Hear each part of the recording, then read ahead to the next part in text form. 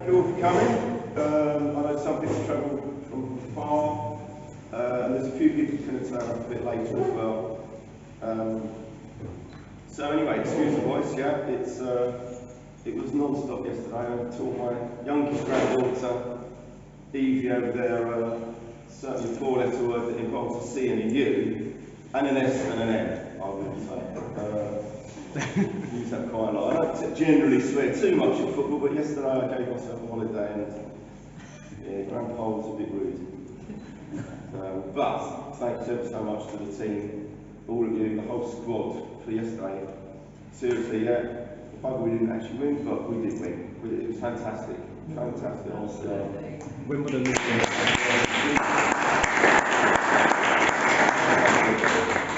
Okay, so yeah, for those that don't know, I'm Chris Hutchison, Head of Volunteering with WiSH Life, and I support to as well, man and boy.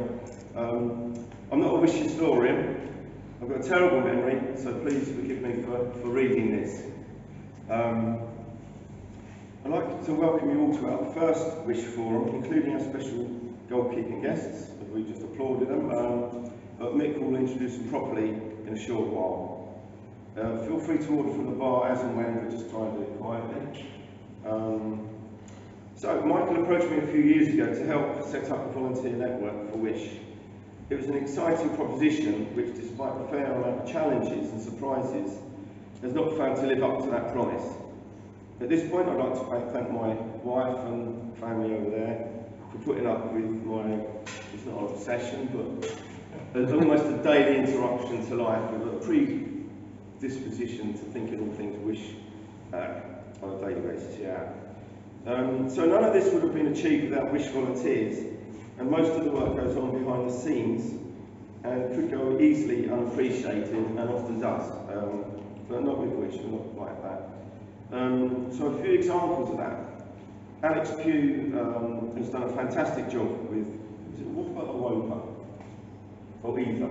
Wimbledon Old Players Association. There we go. I didn't think to say that, and then that got me out of that one. I forgot, so I should have written it down. And it's not WOPA either. Go on, be a kid. Oh, I'm a stooge. So Alex, he's worked on media and video presentations, editing and providing interviews for the WiSH website and YouTube. Patrick Cuggy, who initially helped set up the tours, and Anne Pugh, who has made an immediate impact in overseeing the tours and hosting. The tours and the Great Story Museum are receiving fantastic feedback. Many thanks to the tour guides and hosts who visibly represent the club and WiSH. Peter Lane, who despite having a highly pressurised full-time job with ridiculous hours, manages to produce professional WiSH newsletters and many other written articles, information, and sometimes at short notice. Tom Padmanathan, who has balanced schoolwork with his volunteering, and he nonetheless has been able to set up and oversee our website. Our historians who help to inform those of us that don't know, or like me, can't remember. And management team, who put in many unseen voluntary hours, a ridiculous amount in some cases. And the management team is foundation for what we've achieved and what we're achieving. There are many cogs, and this is by no means a definitive list, so if you've not been mentioned, please accept thanks for all that you've done behind the scenes, and be assured that every single voluntary hour is vital and appreciated. There is also a fair amount of support from other areas of people, so again I'd like to thank you all for playing your part in safeguarding, sharing our incredible history. That's that, so that's it. So I'm going to ask Mick and the goalkeepers, our Goalkeeping Legends, legends in the making, to come up here, and Mick's going to introduce them properly, and then we're going to hand out a few certificates. And following that, we'll have a group photo where everyone's got to come up here, but we'll do that in a bit. Before Chris leaves us and goes into the background, Chris is one of these people who is very much an unsung hero.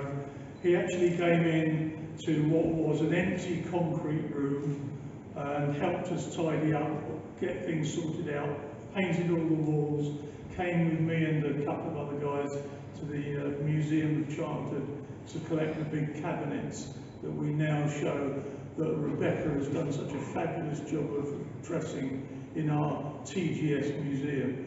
So Chris has done a fantastic amount of job of work for us to get this place as it is now. And all of this under the guidance of John Lynch, who's been our sort of guiding light and our driving force throughout that. So there's a whole team of people here, with Michael, with his son Tom, with Chris, with John and Rebecca, and so on and so on. All of these people work together as a great team. Now, speaking of great teams, I'd like to introduce two goalkeepers who've done something extremely special. First of all, the man who went an entire Southern League season letting in only 22 goals, and he modestly tells me because he had a fantastic defence in front of him, and that is El Presidente, Dicky Guy.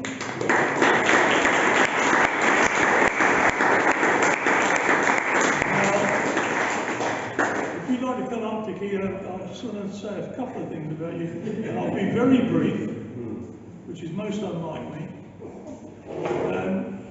One of the things the Batsford boys team did with Dicky Guy in goal for almost every game of those, the particular 3 years when we won the Southern League Championship, we went up as a non-league side to almost top of the English Football League, Burnley at Turf Moor, and beat them. We then took on league champions Leeds United, drew 0-0, this man saved a penalty. All of this is very fame-inducing, and we're in national headlines, and we only lost at Selhurst Park through an own goal. But the most important thing for me as a fan was the fact that the Batsford boys, with this man in goal, won the Southern League Championship 3 years running, and the people who voted us in, wasn't automatic then, the people who voted us in were the chairman of other clubs. And at last, they voted us in because 3 years running they couldn't ignore us anymore. So this man here is one of the most important of our goalkeepers because he was the first person to be a goalkeeper as we entered the Football League, Dicky Guy.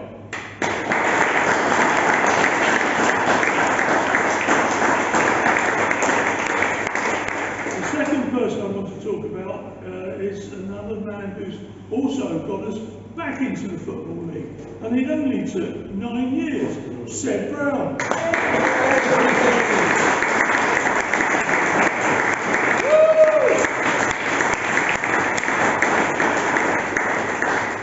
Now, Seb was with us for a period of time which was critical in our development.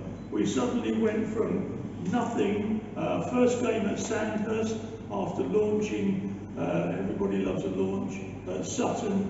First league game was at Sandhurst, and finally we got to the Etihad Stadium. That's where a little known northern team called Manchester City play, and Seb saved crucial penalties before Danny Kedwell finished the job and put us into the Football League for the second time after just 9 years.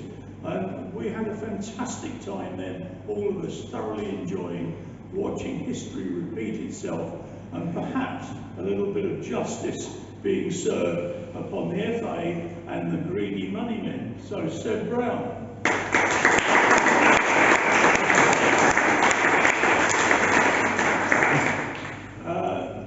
The next person is one of my personal heroes now, because he seems to keep on producing quality goalkeepers, and that's Bayzo.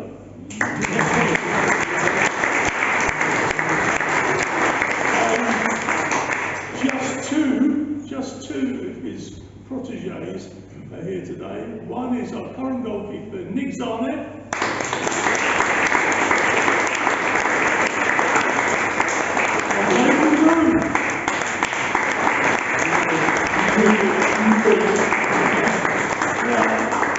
The great thing about this is I'm going to shut up now and let Bayzo talk about these two, because I know that they're both internationals, and I'm absolutely gobsmacked at what Bayzo and his team of goalkeeping coaches have done for this club. Any club that got his services and his team of goalkeeping coaches would be a very, very lucky club indeed. Over to you, Bayzo.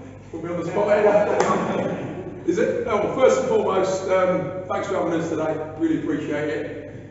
Goes a long way to see Goalkeepers Union. Sebi, from my first days when I came into the football club, I was coaching Seb. So we go back a long way. Obviously, this man here, absolute legend. Still tapping into him now after games, good or bad. He always gives me good information. So it's much appreciated, man, as always. Tans, I've had for, how long now, Tans? Five seasons now. Came in as a young goalkeeper, 1920? 20. Been a good journey for him along the way. Plenty of ups, few downs, but now he's become our number one. So I'm really proud of that, and I'm really pleased with his form. So. And those of you who were here yesterday, I think you've seen what sort of goalkeeper he is. So yeah, keep it going, Tans. And young Broomy, I brought in the window. He's as I call him, a project, but he's accelerating at speed at the minute. So yeah, young. Oh, I forgot to say, Tans is a New Zealand international. Broomy's an England international. Very good young goalkeeper. The two of them work extremely hard every day. And I'm delighted to have him on board and to progress the Goalkeeping Union. So again, thanks lads, I really appreciate it. Any questions?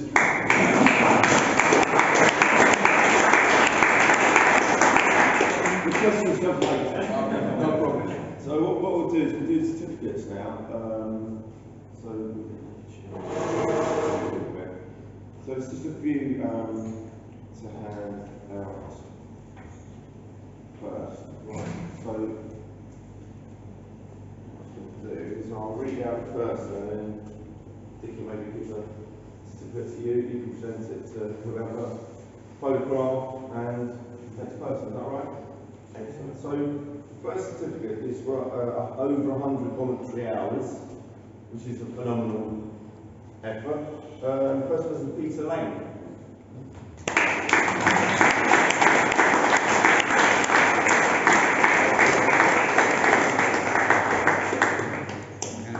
No, if you take it out of Tom, when he's done? Yeah. Okay, fantastic. I'll get in this then. Oh, everyone. Yeah, no, Peter, do you want me to sit back in there? Yes, yes. Yeah, I thought you would. Thanks.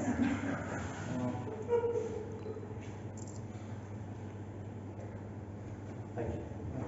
Nice, perfect. Okay, and again, over 100 voluntary hours. Tom, if you want to come up.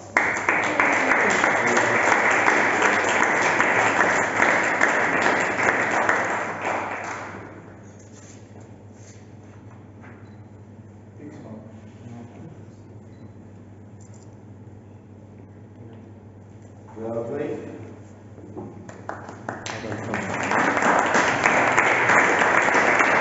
And then again, over 100 hours volunteering with WiSH, Reese Torrington.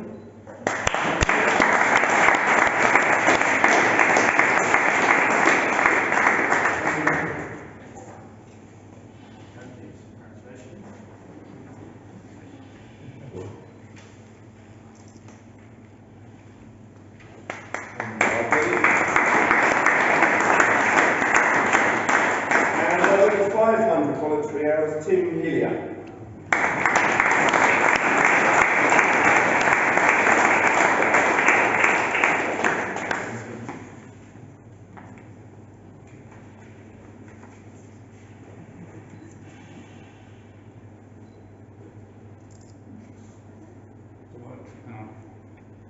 Yeah, fine.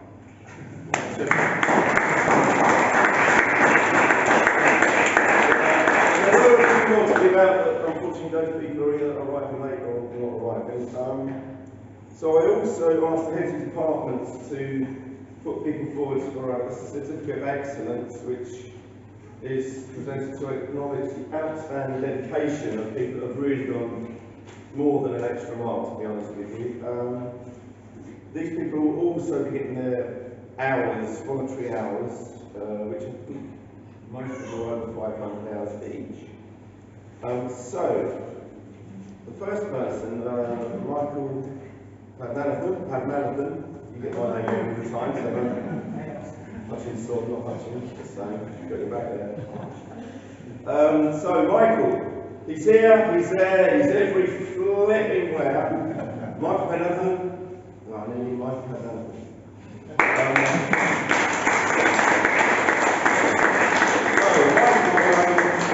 As managing director of WiSH has been a consistent driving force behind keeping us on track. I saw the word keeping, I was thinking goalkeepers, you know goalkeeper.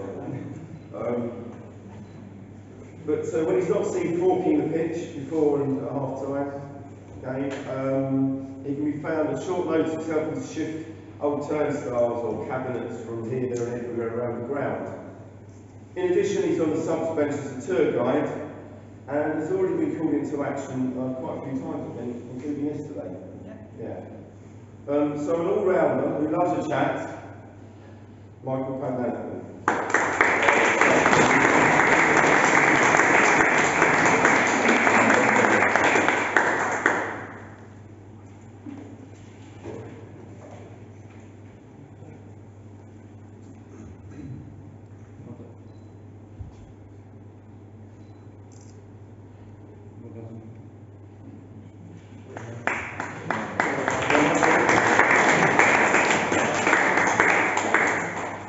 And now Michael, you can come up and do the rest of the get back up there. There's two for each kid first. Yeah, cheers. It's quite moving actually to see Tom with Seth, because I think everyone talks about how important goalkeepers are, but I think one of the key things is if you're small and you're a kid and you go to football, that's all you see. So for years, Tom just thought Wimbledon had one player, Seth Brown, and that's what he wanted. I remember going to Manchester and he was like, Dad, who scored that penalty? Is it Seth Brown? No, it's terrible. So it was quite moving to see that. I think, as Chris alluded to, there's 35 volunteers at WiSH, and when John and I first spoke about setting up WiSH, the first person that we wanted to bring in was Chris. And I'm not just saying it because it's his event. This is not a fix. He hasn't paid me. And I would say there's probably 3 people who have gone over and above what they were supposed to do. So we all do our jobs, but that's what we signed up to. And there are 3 people who have literally gone over and above it. And they actually make up the spine. The first one is actually Chris. So Chris, can I ask you to come up, please?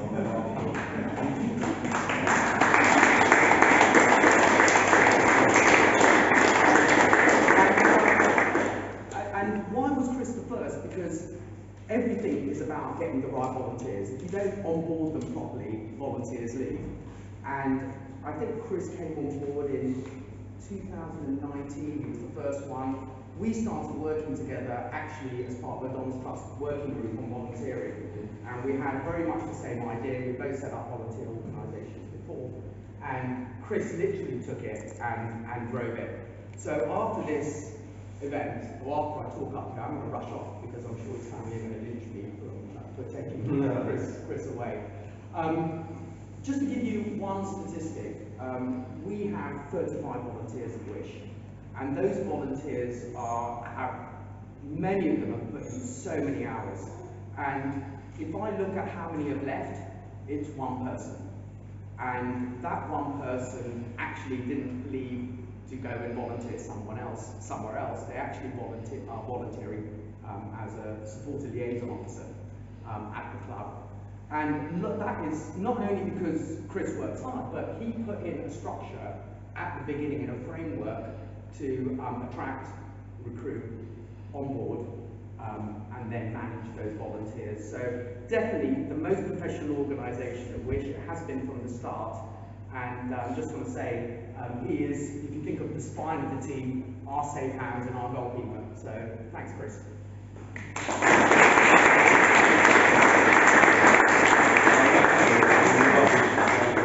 I'm seriously out.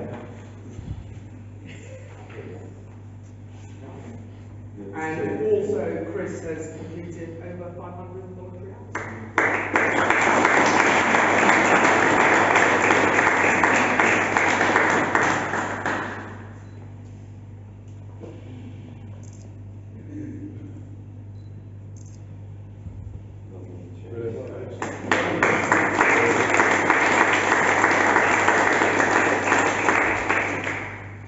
So, every exciting team needs a bit of a creative midfielder. And when we got that room, we looked at it and we thought, my word, it was a broom cupboard.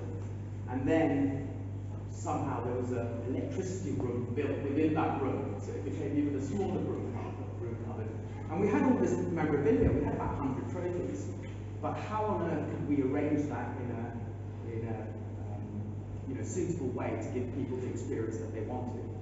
And I remember at the opening, Reese mentioned something. He said, wow, the room is like a bit of a TARDIS. So you go in and it actually seems a lot bigger and really, really well arranged. So we needed someone who had a bit of experience and was quite creative.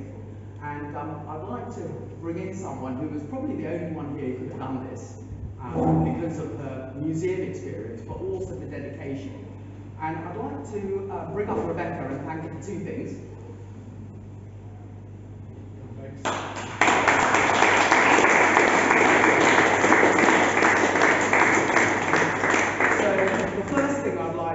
Thank Rebecca for was actually delivering on that room. A lot of volunteers are literally volunteering at home on their laptops in their spare time. Rebecca was here, young family, pretty much a couple of hours a day, dropping kids off, coming here, doing some work for 2 hours, moving a cabinet, trying to arrange everything, then going home. And that happened over a number of months. But then after we launched that in September, what we had to do is we started a 6-month project to become totally compliant, get our audit trail, because at the end of the day we are a charity. So all the memorabilia we had, which we think is valued over $1 million, had to be arranged because it was all in storerooms. So then Rebecca, after opening that, spent months and months. So there's no way we would be where we are today if it wasn't for Rebecca. So thank you so much for everything.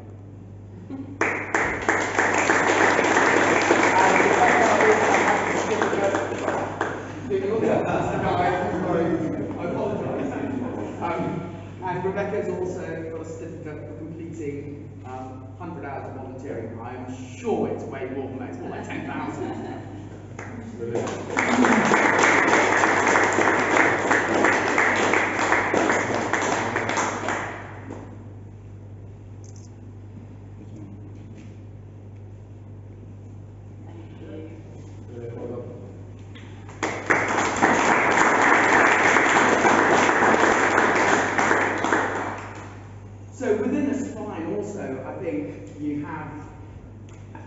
Really good teams have an engine, and if you take this engine out of the team, it just doesn't work, it doesn't function.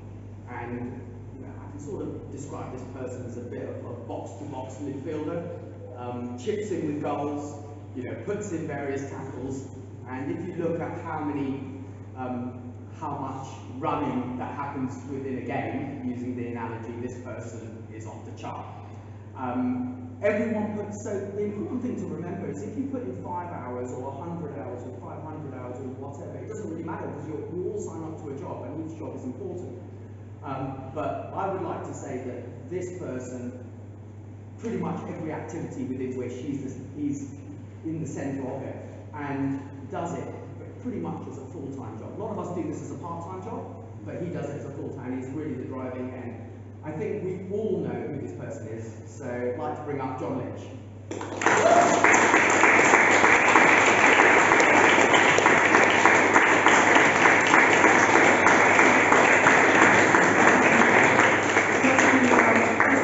Just to give you an idea of the amount of running he does in a game. I remember the first time these stats came out and we went, wow, Roy Keane does a half marathon. Well, guess what? He runs pretty much a marathon. He's done over 5,000 hours of volunteering, just to give you an idea. So it is a full-time job, doesn't get paid, lives 3 hours away, doesn't charge WiSH any hotels or whatever. Absolutely incredible, and we wouldn't be where we are today without him.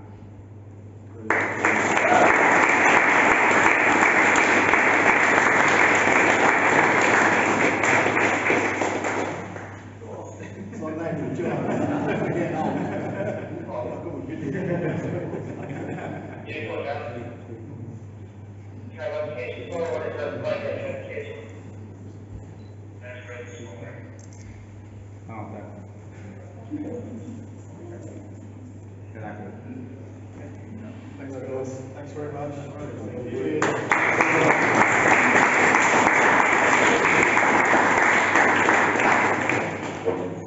And the final person is in the spine is our star striker. This is someone I met, I think it was back in 2009.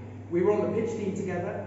I always looked up to this guy because on the pitch team everyone thought that there's only one rake, and that was Mick Pugh. And then when Mick went off the pitch team, I got his rake and he taught me how to use the rake, so I'm very appreciative on a personal note.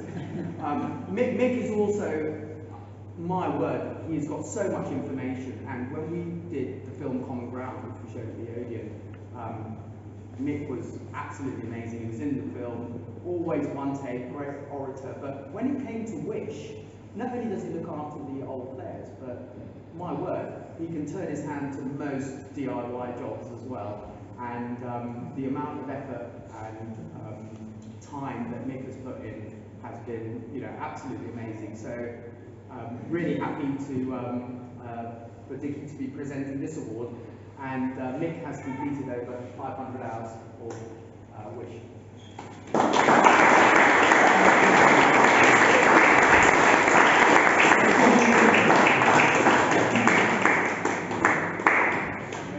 The only reason why Michael looks up to me is because I'm quite a bit taller than he is. And the only job that I had to do that was more difficult than generally being on the pitch crew with him, I can't do now because I can't stand up straight, but was the fact that when a certain team from Buckinghamshire that I can't pronounce visited, he would always want to be in the corner where they are, to have a little bit of gentle repartee with their fans. I must have turned him round about 5 times, saying, "No, Michael, you don't need to do this corner again. And it doesn't matter what they call you, but go and do another corner." And Michael finally agreed. Thank you.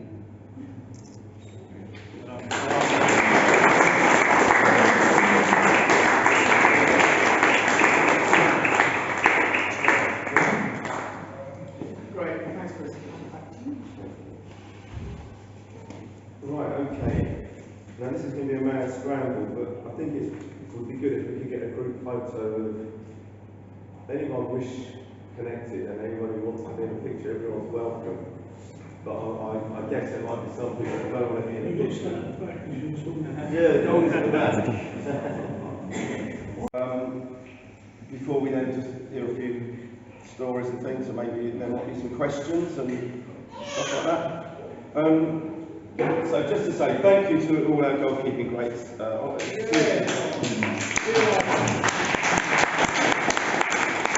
reading it off, and I've got like a monotone voice, but I genuinely mean it. Your support and your time and your effort here is really appreciated, genuinely. And thanks to Mick for arranging this as well. Pleasure. And for preparing this next bit as well. Just to say, we've got many projects on the go, and there's going to be loads more. So if anyone is interested in joining us, or you know of anyone that might want to join WiSH and has something to offer, feel free to point them in my direction, and also to look out for coming opportunities. We've got tickets for the ladies game here, so I'll say something about that at the end. But just, yeah, many thanks for coming, everyone. And having largely developed WiSH, the WiSH team through COVID remotely, a lot of us didn't know each other, and it's just nice to be in one room together, actually in person, because it was weird doing it over Zoom. I hate that. So yeah, so thank you very much, and I'll hand over to Nick and get a beer. One of the wonderful things about being a fan of this club is watching people like Dickie arrive in the late 60s, and then as a non-league side under Alan Batsford, we then go up and beat Burnley, who are almost top of the entire football league at their own ground. That was one of the most exciting games I've ever seen because of what happened in the second half. It's not just about him. We had a fantastic defence in front of him, and that's true, isn't it? And I can remember watching the ball, fantastic saves from Dickie. I saw one hit him on the backside and bounce up, but we had a wonderful team against us with several internationals in the Burnley side. But that was one of my golden memories. But I'm going to ask this man, what are your best memories of being at Wimbledon and then getting us into the Football League?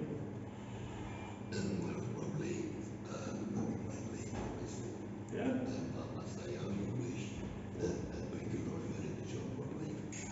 You would have taken so much stick. It was a tough save, and he didn't finish The idea of the actual shot by Peter Lorimer, he didn't hit it quite as well as he should have done, but there was a woman behind me from the local area saying, "This will be bloody cricket score, this bloody cricket score," and hit me on the shoulder every 2 minutes. And then the penalty, she said, right, now you'll see, and it ended 0-0. And it was only an own goal, if I'm correct, Dickie, off the rear end of Dave Bassett that sent you the wrong way. You had that covered, didn't you? We could have won that game. We could have been 2-0 up by half time. And the defence was fantastic. Don't forget, we're non-league, they're the league champions, and later that year they were in the European Cup final. Now, Dickie loves that. I love the fact that this team, with this man in goal, gave us 3 consecutive Southern League championships and into the Football League. And now, if that's Kylie, I'm not here. You have to see me. I'm already a married man. No, it's all right. That's a clever one from the wife. So, generally speaking, what was your, you love the Leeds game, but what did you feel when, in June 1977, last, with Don's 4 Div 4 campaign going on, at last they said yes?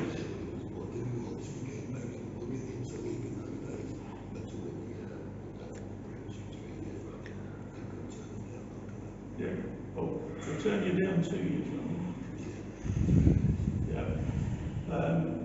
I can remember that, and then I think you were with the Port of London Authority.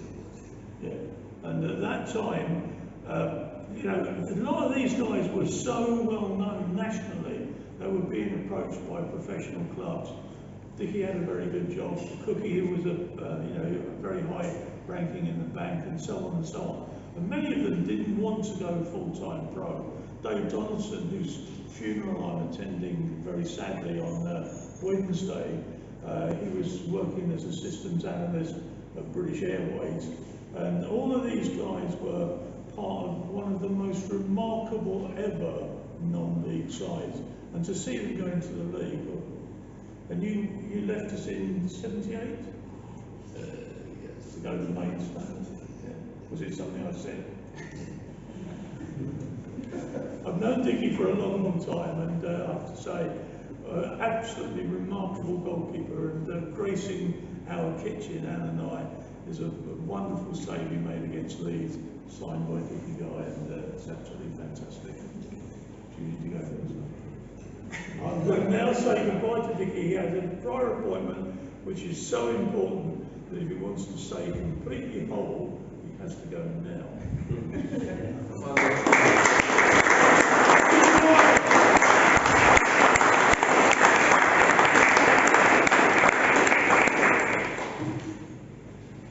Never a crossword.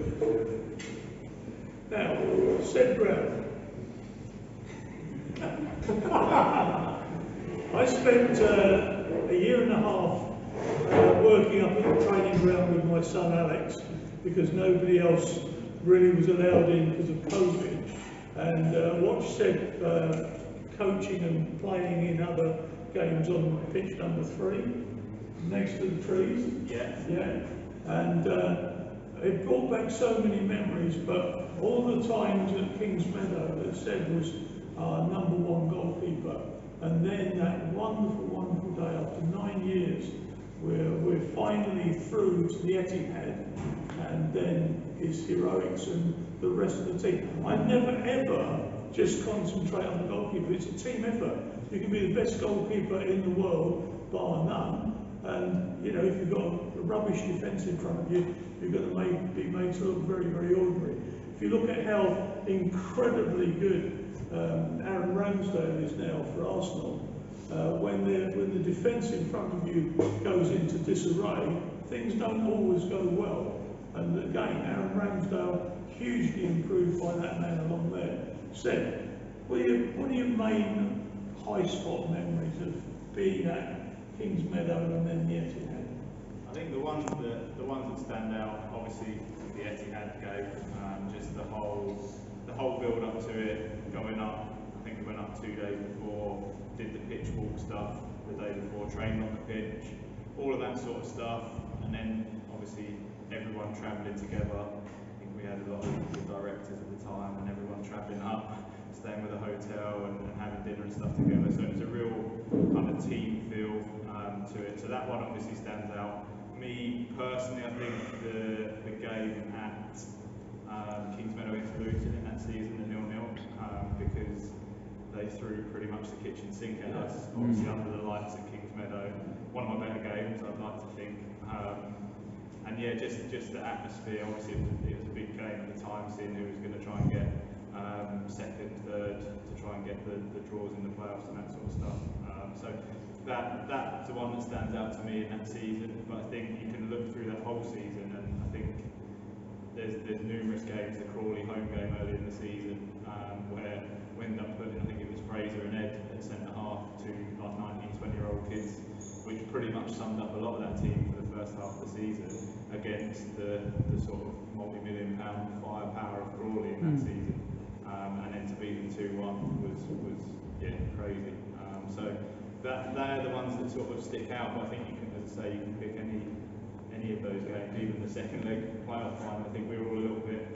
We were pleased with what we'd done up at Fleetwood. But I think to score within 20 seconds or whatever it was, I think that eased a few nerves both on the pitch and off the pitch. To be fair, I got booed in the home game against Fleetwood because we'd already won 2-1 up at Fleetwood. And we actually beat Fleetwood something like 6-0 at Kings Meadow. Yeah. And when we were 5-0 up on the aggregate 7-1 up, I got up and said, "Come on, Dons, we can still win this game." And I go, sit down and shut up. But honestly, we played so much good football there, and always behind every attack that Luton threw us, had us, or when we had Fleetwood really going great guns at us, certainly in the first match up there.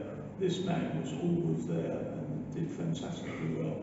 And I would often put that down to the fact that Anna and I, my wife, we were behind your goal at Kings Meadow and giving you advice all the time. I certainly got like that. Yeah. Like a goal. always pleasantly worded. But. And then, of course, now I sit over the tunnel with my wife Anne, and I'm there if Mark Bowen needs advice, or if Bayzo needs advice. They can just turn around and say, "Mick, what do we do now?" But absolutely fantastic time watching Seb and the boys. Now, what I want to do now is introduce the man who coached Seb for a while, because he knows far more about Nathan and about Nick. And that's one of my absolute heroes, Bayzo, who just seems to keep on producing really fine goalkeepers. And I just can't believe it. I said this to you at Kings Meadow. I said, what the hell do you do? You and your team, you produced another one in the England squad. And, you know, a huge benefit to this club throughout his time here. So I'm going to introduce you to Bayzo.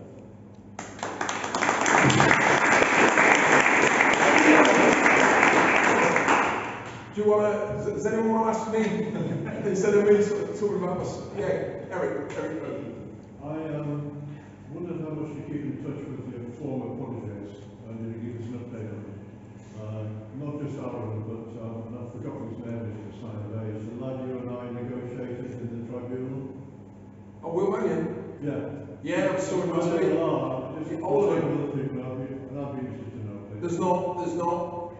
There's not really any of the goalkeepers I've worked with I don't speak to. Obviously, there's some I speak to every week, once a month. So yeah, still speak to Will Mannion every now and then. Saw him the other week, nice to see him. Last I saw he was in Cyprus, he's still there. No, he's at Cambridge now. He was on the bench last week when we played Cambridge. So he's now their number 2. So sort of the story that I don't at the time. Obviously, we went to the tribunal and that was the testing time. Didn't think he should have left, and he went and pretty much went for 4 years and played 1 game. So now he's sort of trying to build his career back up again. But still a great lad. You know, he's learned a lot. I kept saying to him when he went, you need to get out and play. He did and he didn't. So you know, now he's playing catch-up time. But yeah, he's all right. He's still going, still working hard. Looked in good shape, to be fair to him. So he's now at Cambridge trying to get nets in. So yeah, I do speak to all my goalies. You do build up that relationship. You do build a bond. You know. So yeah, it's nice. Yeah, JB. Well, JB. I spoke to JB to get a character reference for Broomy because he was in Stoke with him. So when JB's telling you, oh yeah, you're liking Bayzo, and then it goes from there, and you know, So he's not happy at the minute because he's not playing. But Broomy knows JB really well, who he sort of looks up to. So yeah. One of the most difficult things with a goalkeeper is to keep concentration. So how do you work on that side of things? So when a keeper is in a game, they can stay focused because there may be nothing to do for like 20 minutes of the second half, and then suddenly... Yeah, it's probably one of the biggest things about goalkeeping. You can be involved in a game and it's easier to concentrate. The hardest thing is when you're not having anything to do and you've got to keep that focus and concentration. So a lot of that will be down to training methods, what we do in training, how they keep focus, how they keep concentration, giving, for instance, like Tans, he's got little triggers if he's in a game, and we won't go into it because it's our little thing. And the same with Bruni, there's little triggers that if they're not getting anything to do, they've got to keep their focus. The biggest thing I think for a goalkeeper is be quite vocal, and that sort of tends to keep your concentration. But it'll also be training as well, and they'll tell you that. Like, I'm on them every day, like in training. They can't afford to switch off. So some of the physical drills that you're doing in at the training ground, it's very much to do with that. Okay. Oh, very much so. Very much so. Yeah. Question. At the end of yesterday's game, when you were coming off, I noticed you with Nick pointing at the away end where the customers were, and you just went like that. Can you tell us what you were saying, or not? Was you talking about the goal? No, at the end of the game. Once it finished, and you came off and just. You took out the goal. Well, I was doing this to Tans. Yeah. Their supporters. Yeah. I think we might have been. Well, the goal was at that end. Maybe you were. Yeah, as you say, you were explaining that goal. I was talking to him about the second phase of the goal. So my first thing is we should have won.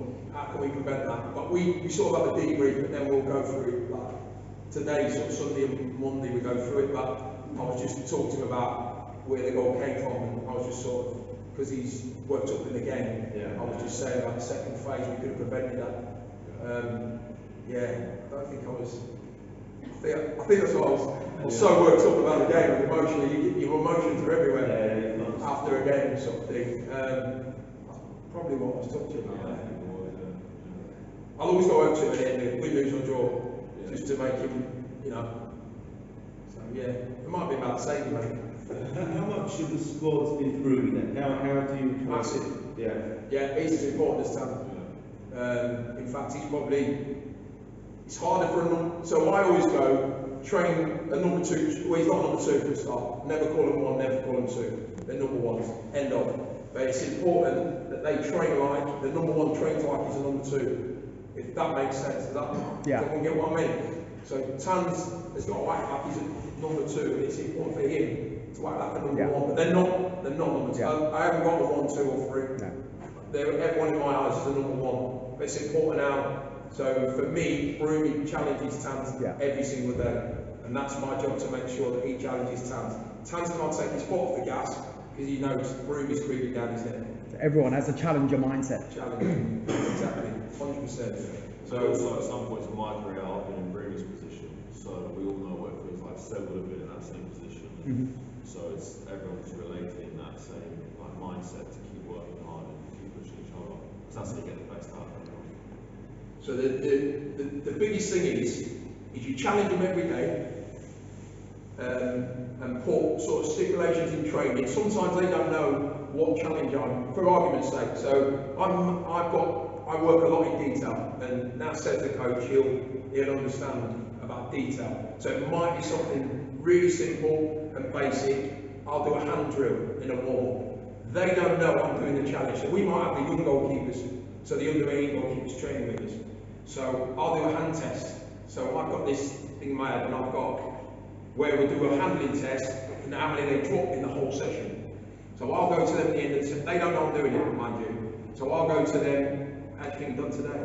So you say to Tansy, yeah, bang on there. I went, you dropped 2 balls. You weren't there. So that's me putting a challenge in. Bruni, I'll go, how do you think you've done today? And he'll go, yeah, that's good that. I said, how did you drop today? He said, this is so, and he'll go, 1, 2. I'll go, yeah, 1. That's too many. So you shouldn't drop the ball. The young ones, so this is the standard and the level they should be at. So the young ones will come with us. So for your argument, say we had young age drivers the other day. So I did a handling test. So I goes, how many did you drop? And he'll go, I don't know, I went 10. Do you think that's acceptable? And he'll go, but that's me putting a demand on them. That's me putting a challenge on them. Yeah. So then when they train again, they'll never know when I'm doing it. So it's always me challenging and testing. Yeah. And it could be a passing drill where we don't use our hands. How many touches did you need? How many times did you do that? Did you shout one? Everything was clean. It can go on and on and on. But it's every day you've got to challenge the goalkeepers. But that keeps me stimulated, and that keeps them stimulated. So the theory and the detail of the session might be the same, but it's how you change it. Not every day you do same thing.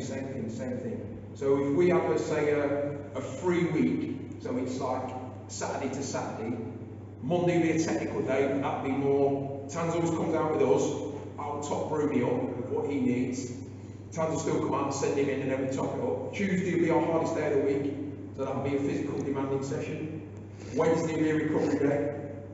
Thursday we work a lot on crossing and distribution, but also depending on the opposition we're playing. And then Friday we get a nice light match prep session, and then we go into Saturday. But you have to tweak it, obviously, if you play Saturday, Tuesday, or Saturday midweek, or whatever. But it's important how you keep them mentally stimulated as well as physically. If that explains a lot. I could go on and on. Now I'm in the zone now. Go on and on. It's really. A lot of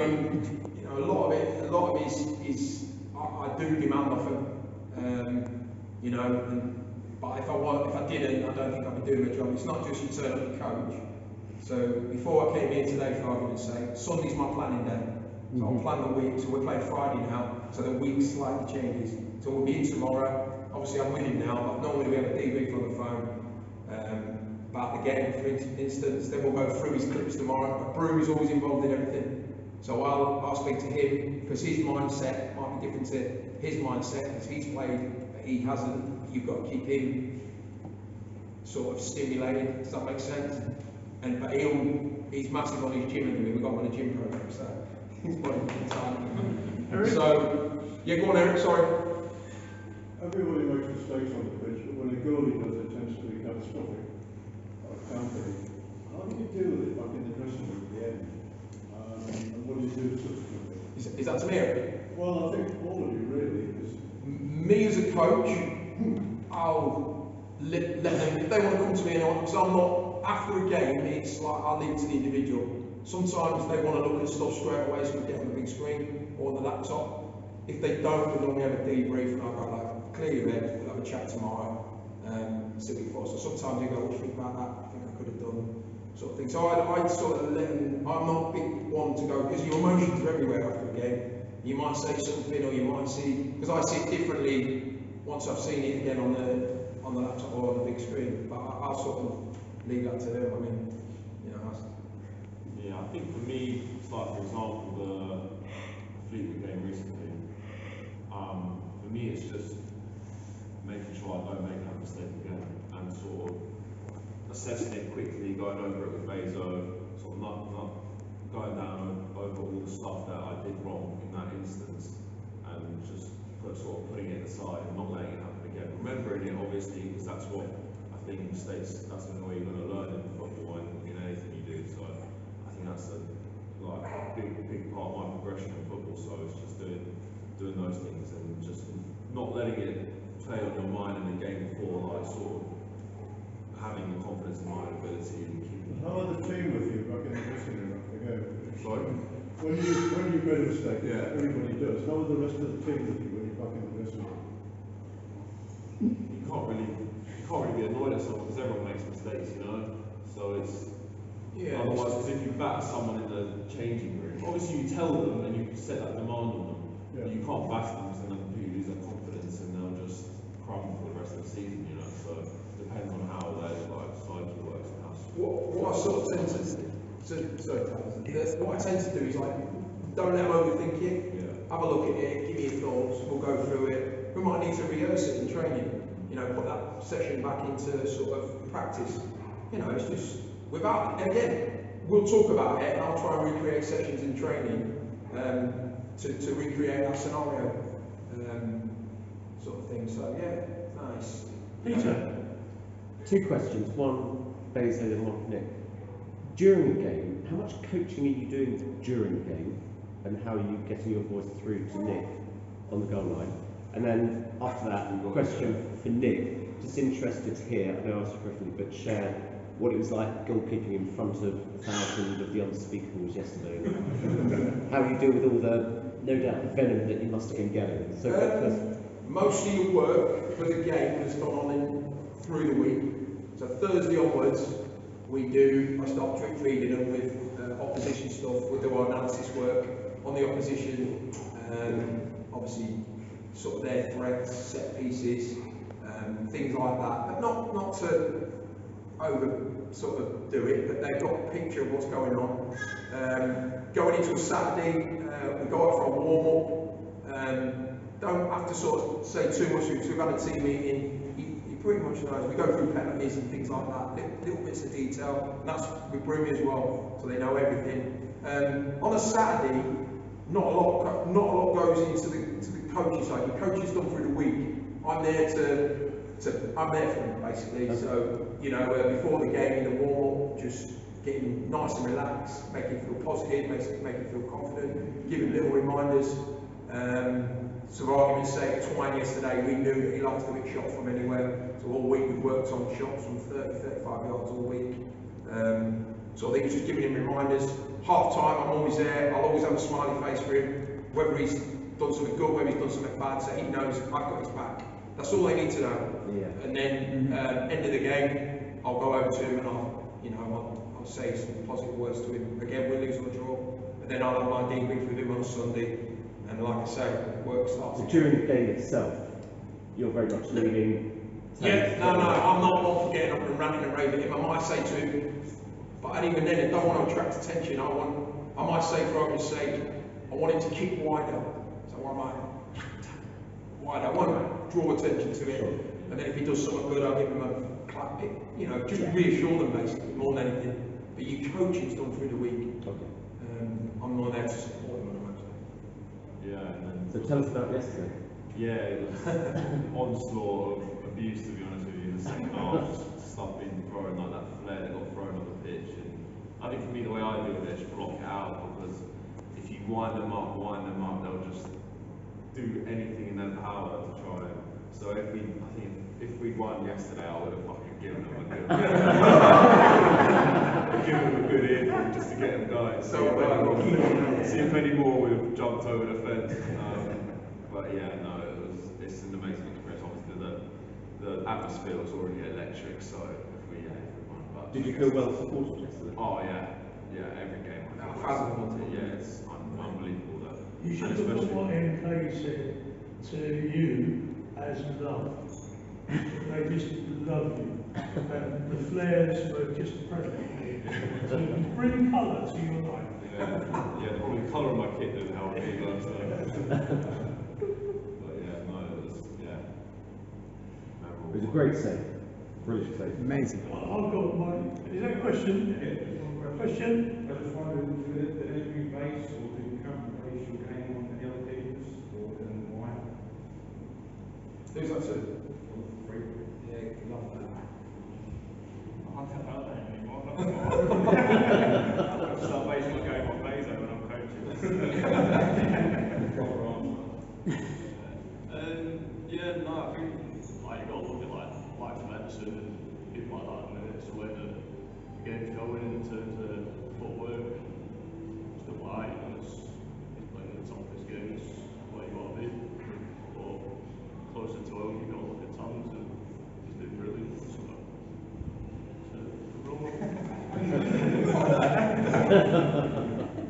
I always tell my goalies, have your own identity, let them be, because me as a coach, I'm a sponge. So any top level coaches, I try and, you can't learn enough. But for them as keepers, I want them to have their own identity.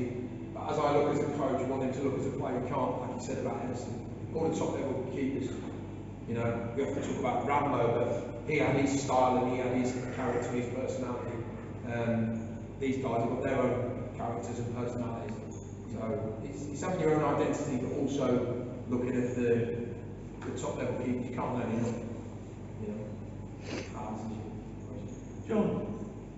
Do you guys have any input into the goalkeeping colours and kits design? That's a rocket. Well, I'd like to, but the colours we want, we're not that. But we are. Rocket does speak to it, well, it speaks to me, but I say it speaks to the goalies, it's about them. We're trying to get away from that green one, aren't we? Yeah. Yeah, it's like a washed out. Yeah. Hence the pink one yesterday, just try something different. For me, my favourite one's a black one. I think, you know. Well, I was back in the 90s, I remember they had all these multicoloured. Yeah. Wimbledon had shirts, we nicknamed the Polish shirts because they had so there was some kind of psychology And there, takers. they got forwards on it. I just wondered if there was any input into that. Yeah, I think Rocky picks him on a club sort of, and then he'll go through it with me and the goalies. But I mean, I'm not wearing them now. It's up to them. You know, whatever they're happy. Yeah, on that. I'll just ask you a question. Mike Kelly, who was our 1963 Amateur Cup winning goalkeeper, went on to become full-time pro coach for Bobby Robson through 2 World Cups, and one of the people he coached for England was Dave Benson. Yeah. So there was a 63 Amateur Cup winner and the 88 FA Cup winner. He donated a picture about that long, which is in the museum, in the TGS museum, and it's him leaping for joy. And when I asked him to fill in this form, as Rebecca asked us to fill in a submission form, it says, are you donating or are you on loan, this item? And he said, I'm donating. And then it says, describe the picture. And the story is that John Martin, the fullback, who's happily still with us, would always say, keeper, keeper, come on, keeper, come out. And come on, it's your ball. And Mike Kelly put on the form for submission. Mike Kelly at Wembley, 1963, leaping for joy, because at last John Martin had headed the bloody ball. What my question is, because Dickie Guy used to have 3 instructions: away Dave, keeper's ball Dave. Well, no. Do you have a set of instructions that these guys should be shouting at their fullbacks and defenders? Yeah. Come on, Nick, be honest. All sorts, to be fair. It's just sort of, because you don't want to shout at someone and then get nervous around the whole situation, you know, so you've got to do it in the right way. But it's also giving them the angle to be able to play a pass back to us, or an angle for them to head the ball back, because if you don't, then it could get cut out. So it's just, yeah, it's all positional. Like, I always say just be clear and decisive. Yeah. Is the biggest thing. Nothing as clear as away Dave, just count the bloody thing. Keepers are away. Or, like you say, good information, but clear and decisive. You could hear Dickie Guy all the time at the old Bell Lane, just shouting instructions. And one of the things I'd like to see is goalkeepers who know exactly what they want from the rest of the defence. Because, as he said, you know, a whole season letting in only 22 goals in the Southern League is extraordinary. But if you look at the defence here in front of him, there's half the reason. And the other thing I would say, which many of you don't know, is when I organised an evening with Dickie Guy and friends, I actually wrote to Jimmy Armfield, who was the Leeds manager at the time when they were league champions. And I said, would you come down and be a guest of honour at an evening with Dickie Guy? And he said, I can't do it, but I'm doing something else, I'll write to you. So he wrote me a letter and he said, when you played at Ellen Road, we were league champions and you were non-league. And I was amazed we just couldn't get through the defence. When we finally did, there was always Dickie Guy.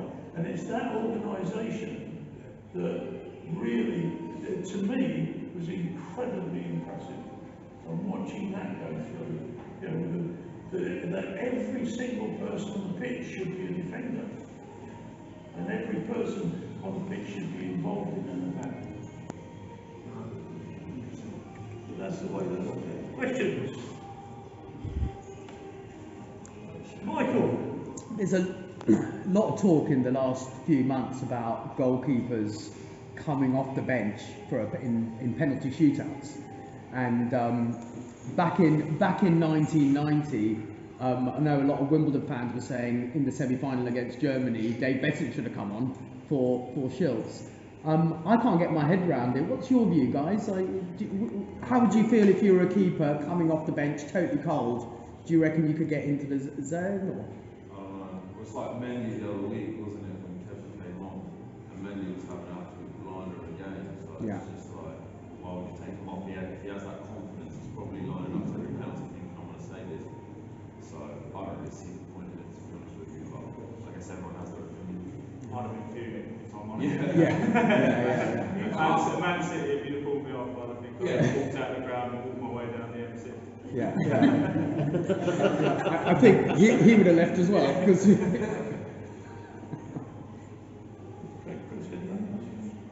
Just not getting too deep, but this culture we've got nowadays with social media, and we kind of see the last few months really, there's been a strange atmosphere around the club which never really reminds me of being there before, and that's been facilitated by social media. That gives certain types of people call something else if you like, but a voice. So as coaches, how do you deal with easy coaching, and also then as goalkeepers, and particularly it's your generation that's growing up with this voice that's given to people that don't know anything? Easy question, how do I do social media?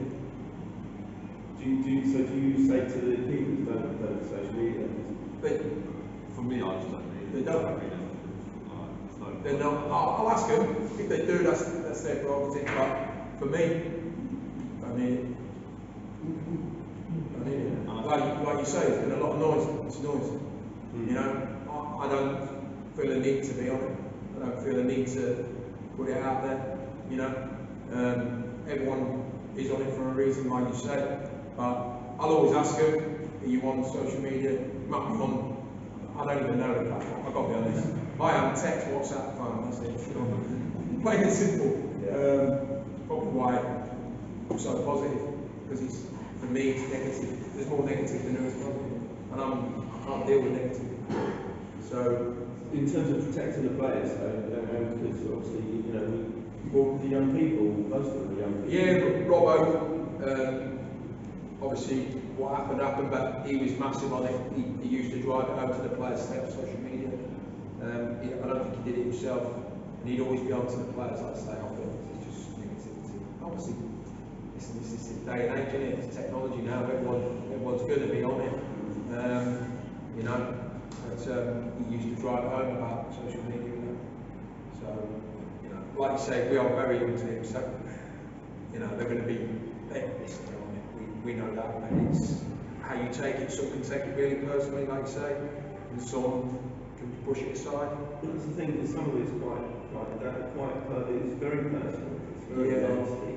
That's the thing that bothers me. I mean, because I say, anyone can give have a different opinion, that's fine, but I'd rather someone, it must be tough to just brush that off. yeah, I'd rather someone say it to the face. I've got no trouble. But they don't do that, that's the thing. No, I'd rather say it as it is. I'm pretty straightforward, plain and simple. Say it as it is. You don't like it. Do you know what I mean? But I'm a pretty positive guy in life. So, you know, and I try to bring that into my job. Well, it's not a job, it's a hobby. But I'm getting paid for it. I love it. I love everything about goalkeeping. From top to bottom. Love it. Passionate about it. Can I just pick up one question, sort of sidebar to this, but sort of negativity side of things? I mean, so much of the game, we've seen it this season, haven't we, is about mental strength, as well as a sort of the physical game as well. But that mental strength, is that something you can learn, or is it something that's instinctive? And I'm thinking something like, Tiger Woods was always as good as he was at golf, was because, he missed that putt that just missed, and someone like me, I just the next round thinking, oh God, if only I'd got that. Whereas he just, as soon as shot's gone, that is finished, it's done, he moves on. But I just want both as players and as a coach, that sort of mental resilience to deal with a mistake that can be made, will be made. Do you learn how to do that, or is it something that's inside you? That's probably. I feel like I'm talking all the time. These are great questions, by the way. Mindset and mentality is probably the strongest, most powerful thing that a footballer or a coach has got to have. Probably 2 years ago, year and a half ago with you, I was my biggest concern was probably Tansy's mentality, because he had to deal with not playing. So as a coach, I had to learn that, and funny enough, Seb took him on loan to Sutton. It was the best thing that ever happened. So I had this conversation with Seb. It went from there really. Went out on loan to Sutton, and I see a difference in him. So he started getting that game. He'd gone from training every day and not getting a game at the end of it. So I see a big change in his mentality and his mindset. And Rumi now has come into the building, and he's gone from playing every week for Stokes under 23s to now he's not getting regular game time in a minute. So the biggest thing I've got to train with Rumi is this sort of keeping him not focused, he's fully focused lad. He's just not getting the regular game time at the minute. And Tan's been through that, so he's been great for him. He'll have his days where he's a bit, and I'll see that. And you've got to train that. So it's learning more than anything. I think the answer to that question is both. I think you'll have some players who naturally have that resilience, a bit like the social media stuff. You'll have some people who want to read the comments, they want to go through all that stuff because that's what they use to drive them. Look at people talk about like Cristiano Ronaldo when he was getting told he was not going to make it or whatever, and he's gone away and done all this physical stuff, and now you can't overlook it. So some people I think are born with that disposition to want to do that, but at the same time I think if you're not, I think there are, like Bayzo says, there's ways that you can train that sort of resilience and bounce back ability, if you want to call it that. And I think that's the biggest thing, and all the conversations that Bayzo and everyone's been having here is just boiling down to that relationship piece between the goalkeeper, the coach, the team, etc. I think that's the biggest part. He'll know what Nick needs, he'll know what Brumi needs there to get the best out of them. So it might be that Nick needs an arm around his shoulder, but it might be that Brumi needs a rocket up his backside. Like that's for him, and that's what makes him good at what he does. So I think the answer to that question is a bit of both, but I think you have to know what's what. And then I'll flip it now a little bit on Nick and put the challenge on him a little bit, because that was what I struggled with. When you go from playing week in, week out, to then all of a sudden you are on the bench, that's really tough. Like that's the difficult bit. And touch wood, you don't go through it, but like that's the bit then that you have to cope with. But like you say, you've got the resources there. So tell us, Nick, how did you do it? I found it really tough because after coming back from Sutton, like obviously we had a really good run. If COVID didn't hit, I think we could have made playoffs, to be honest with you, probably for the run we were on. And then coming back, Sutton wanted me back on loan, and that didn't work out. Time I wanted to keep there, and it just got to a point where I was, my head was I just wanted to get out and just play football anywhere. I would have left without no money, nothing, just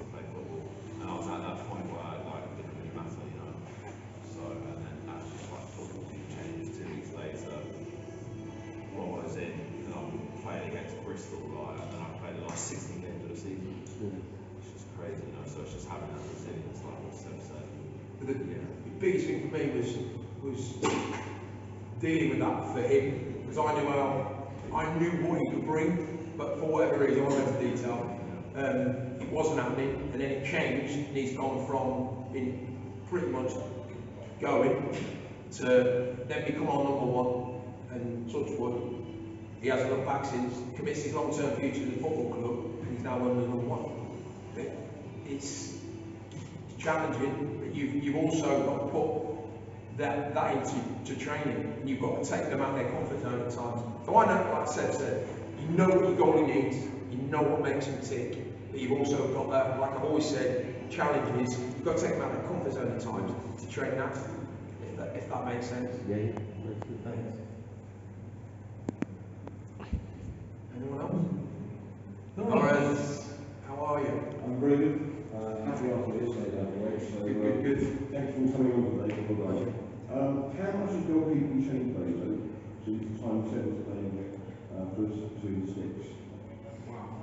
It's changed when I played. Seb played. These guys played. No. It's massively. I think the times where it's the goalkeeper, as I call it, thrown in the corner, the compost corner, and just do your work, go, is changed. I'm big on the goalkeepers involved with the team every single day. So you still do you. I'm big on not being isolated. So from sort of, I had Sebi when I first went to the club 9 years ago. So my biggest thing was how I like my goalkeepers. Credit to him, it's probably, I believe, it's probably as fit as he'd ever been. But I demanded that. So from day one, I said to him, this is what I expect, this is how I want to get you. And he bought into it, and he got himself in a good place, to be fair. You know, mentally and physically, I'd say. So, and then obviously, as the years have gone by, like the goalkeeper, the way they play, you see the Edisons, the Allisons, you know, the work he had at Stoke and at Man City, his upbringing was, everything was all at the feet. And we had that, so with Robbo, I had to adapt my training methods and my style, the way I coach. And again now, new managers come in and it's slightly tweaked again. So as much as they've got to change, you've got to be able to adapt to the coach and then give them that. So the biggest thing is probably them involved with the team and the team ethos every single day, not just shoved in the corner, do your goalie work, not really bothered. You know, you're a big part of the team now. So I'd say that's probably the biggest thing I've noticed in my time from when I played to coaching, is them involved with the team every day, well, as much as you can. You still got to do your work in isolation, but you also you adapt your sessions around what you're going into with the team. That's certainly all that coaching is. Yeah. You've had to change your style of coaching. Yeah.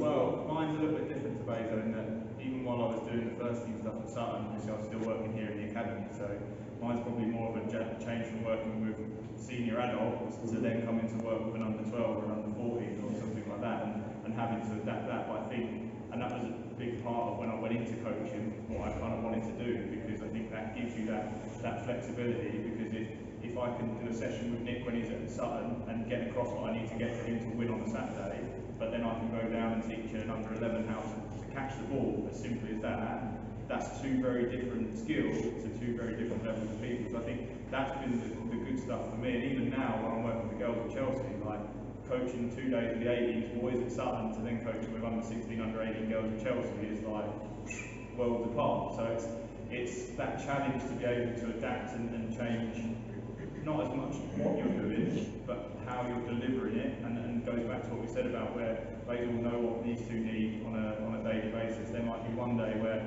even though Nick's Mr. Placid, actually he might need a rocket, he might need to be G'd up, he might need to be tested. There might be other days where we might have just lost in the last minute, or actually he needs a bit of a time to reflect. I think that's the same whatever group you're working with, but I think it just varies sometimes with the environment you're in, the situation you're in, stuff like that. And I think I'll go back to the point about how much it's changed. I think if you look at the game as a whole, even from when, say I was at my peak, even when I was at my peak, like 2011, 2012, the difference in the game itself now in terms of players all look after themselves a lot more throughout the whole season. I mean, we were probably at the tail end in that time of the old school mentality that Bayzo will probably remember. You're off season, your feet up, you're doing what you want, you're doing a couple of runs wearing bin bags and stuff. Like pre-season. We were sort of at the tail end of that, whereas now the players like 365 days a year are looking after themselves. But